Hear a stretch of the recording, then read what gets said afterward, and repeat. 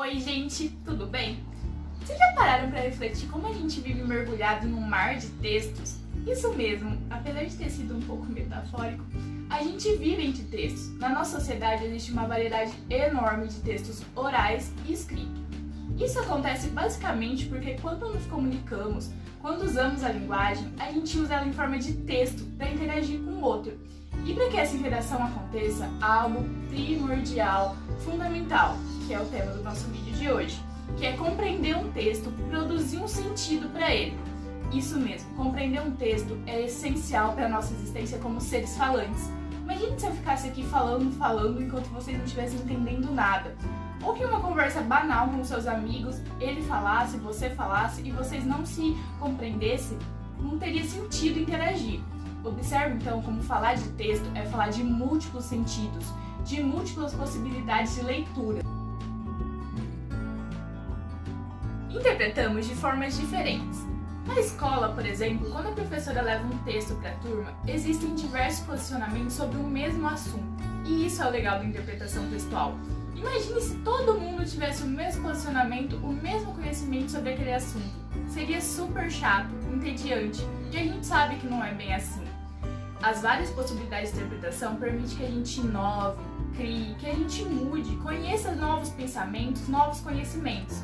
Mas atenção, tem algo que é muito importante que eu frise. Essas várias possibilidades de interpretação não vêm do nada, não é da mera vontade do leitor. Agora a gente vai explorar o porquê de existirem várias possibilidades de interpretação para o mesmo texto. Bom, de forma bem teórica, só para introduzir esse assunto, o autor ele produz um texto, ele seleciona palavras que orientem um leitor de acordo com seu conhecimento linguístico, enciclopédico e interacional. Então a gente tem uma relação autor, texto e leitor e todos os conhecimentos que envolvem essa interação. Agora a gente vai entender então como acontece essa relação. Vocês estão preparados? Essa é uma publicação do Instagram do dia 8 de outubro de 2018, de uma charge da Laerte Coutinho. A cartunista, ela monta o seu texto com um texto verbal e um texto não verbal. O texto verbal, a gente compreende que é a sentença "grande debate, os rumos do país", enquanto o texto não verbal consiste num palco vazio, um microfone sem ninguém falando e várias pessoas concentradas apenas no seu smartphone. Smartphone não, celular, porque né, existe vários tipos de celular, mas enfim. Bem, isso tá bem simples, isso é superfície textual, sem nenhuma interpretação ou qualquer juízo de valores. No entanto, eu aposto que durante a observação da charge vocês já foram construindo leituras, tentando compreendê-la, mesmo que com um trabalho inconsciente.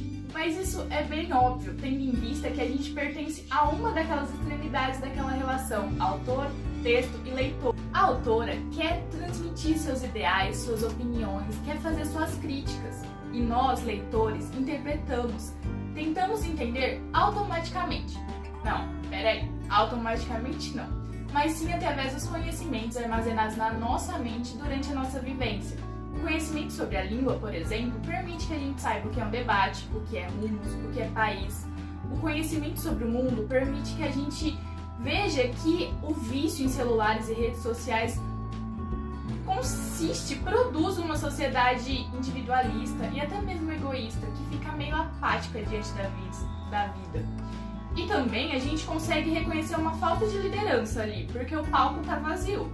Além disso, tem também a questão da gente conseguir associar a faixa escrita com as pessoas nos celulares e ver que esse debate ele não está acontecendo em espaço público e democrático, mas sim na internet, nas redes sociais. E também tem o conhecimento interacional, que são os conhecimentos sobre o tipo charge, são os conhecimentos que permitem que a gente saiba que o texto verbal e o texto não verbal são um todo. Ou seja, através do conhecimento linguístico, enciclopédico e interacional, a gente consegue construir um sentido para essa charge. Perceba só como a gente consegue estabelecer uma relação entre os significados das palavras, entre o contexto histórico-temporal das eleições de 2018 e a finalidade desse tipo textual, que é produzir um humor irônico e crítico. A gente consegue interpretar, através de todos esses conhecimentos, que o país está sem rumo devido a uma sociedade egoísta, individualista, que não está preocupada com as demandas governamentais e muito menos com a possibilidade de eleger governantes que não compareçam aos debates para discutir, para debater os seus projetos futuros para o país. Essa construção de sentido, apesar de ser múltipla, ela pode ser concretizada com um comentário de uma seguidora. A seguidora comenta o seguinte: como pode uma imagem e uma frase curta dizer tanto sobre o nosso agora? Melhor crítica a esse governo ausente em projetos, vazio de argumentos, melhor crítica a si, a nós. E o mais louco é a capacidade de distorção de quem pensa que tudo gira em torno dos seus interesses. O mais louco é quem perde a oportunidade de ficar quieto, de refletir. Será porque Narciso acha feio tudo que é espelho? Obrigada por tanta arte, Laerte. Perceba como a interpretação dela é quase igual à nossa, mas não exatamente igual, e que ainda existe a possibilidade de outros leitores nem conseguirem construir uma interpretação. Então eu retomo, a interpretação textual não é uma regra exata. Interpretando de forma diferente, podemos construir conhecimentos, adquirir formas novas de pensar. E essa é a riqueza da linguagem, do texto, das múltiplas possibilidades de leitura. O conhecimento que a gente tem, o que a gente quer falar sobre o texto, pensar no nosso interlocutor, exerce uma função essencial na escrita e na leitura.